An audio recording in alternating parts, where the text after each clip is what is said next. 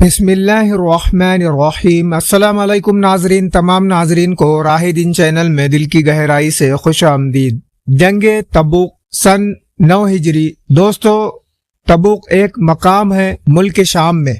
ہمارے پیارے نبی صلی اللہ علیہ وسلم جب فتح مکہ اور غزوہ حنین سے فارغ ہوئے تو آپ کو خبر ہوئی کہ روم کا بادشاہ ہرقل مدینہ منورہ پر فوج بھیجنا چاہتا ہے اور وہ فوج تبوک کے مقام پر جمع کی جائیں گی۔ قلب اس کے کہ وہ حملہ کرے، آپ نے خود ہی مقابلے کے لیے سفر کا ارادہ کیا اور مسلمانوں میں اس کا اعلان کر دیا۔ چونکہ یہ زمانہ بہت گرمی کا تھا اور مسلمانوں کے پاس سامان بہت کم تھا، سفر دور دراز کا تھا، اس لیے اس غزوہ میں جانا بڑی ہمت کا کام تھا۔ اللہ تعالیٰ نے اس جہاد میں شرکت کے لیے مسلمانوں کو سورہ توبہ میں اس طرح ترغیب دلائی، فرمایا: اے ایمان والو، تم لوگوں کو کیا ہوا جب تم سے کہا جاتا ہے کہ اللہ کی راہ میں جہاد کے لیے نکلو تو زمین کو لگے جاتے ہو؟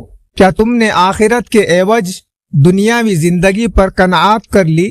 سو دنیا کی زندگی کا سامان آخرت کے مقابلے میں بہت تھوڑا ہے۔ سورہ توبہ آیات نمبر 38۔ دوستو، ترغیب دلانے کے لیے اللہ تعالیٰ نے اور بھی کئی آیات اس کے آگے بیان فرمائی ہیں۔ ہم نے یہ صرف ایک آیات آپ کے سامنے بیان کی ہے۔ تم کلام مجید خود پڑھو گے تو انشاءاللہ سب خود پڑھو گے۔ اسی جہاد میں شرکت کے لیے مسلمانوں کو جوش دلاتے ہوئے اللہ تعالیٰ فرماتے ہیں: نکل پڑو، خواہ تھوڑے سامان سے خواہ زیادہ سامان سے، اور اللہ کی راہ میں اپنے مال اور جان سے جہاد کرو، یہ تمہارے لیے بہتر ہے۔ اگر تم یقین رکھتے ہو تو دیر مت کرو۔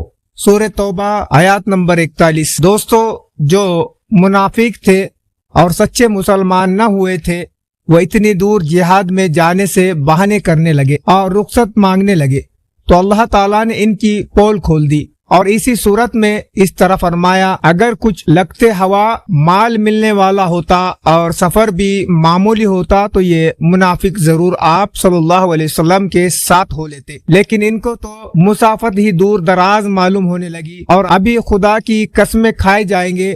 اگر ہمارے بات کی بات ہوتی تو تمہارے راہ چلتے۔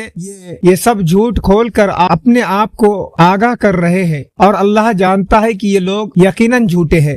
سورہ توبہ آیات نمبر 42۔ دوستو، مسلمانوں کا 30,000 کا لشکر اس سخت گرمی اور کم سامانی کے باعث جہاد پر دور دراز روانہ ہو گیا، کیونکہ ہمارے پیارے رسول صلی اللہ علیہ وسلم کا حکم تھا، لیکن بعض منافق لوگ نہ آ گئے اور بہانے بنا کر رہ گئے۔ اللہ تعالیٰ نے اس سورہ توبہ میں ان کی سخت مذمت کی ہے۔ یہ لشکر تبوک میں ٹھہرا اور شاہ روم کے لشکر کا انتظار کرتے رہے، لیکن ہرقل شاہ روم نے ڈر کی وجہ سے اپنا لشکر نہ بھیجا اور 2 ماہ کے قیام کے بعد آپ مدینہ منورہ تشریف لے آئے۔ دوستو، جنگ تبوک کا قصہ ہمیں سکھاتا ہے کہ جب کافروں کے مقابلے میں مسلمانوں کو جہاد کے لیے بلایا جائے تو ہم سب کو بلا خوف خطر اس میں شامل ہو جانا چاہیے۔ خواہ زیادہ کے لیے دور جانا موسم کتنا ہی گرم ہو یا سرد معلوم ہو، ہم سچے مسلمان تبھی بن سکتے ہیں۔ اللہ ہم سب کو ایسے ہی مسلمان بنائے، آمین۔ تو ناظرین، دین کی بات کو زیادہ سے زیادہ شیئر کریں۔ ملتے ایک دوسرے ویڈیو میں۔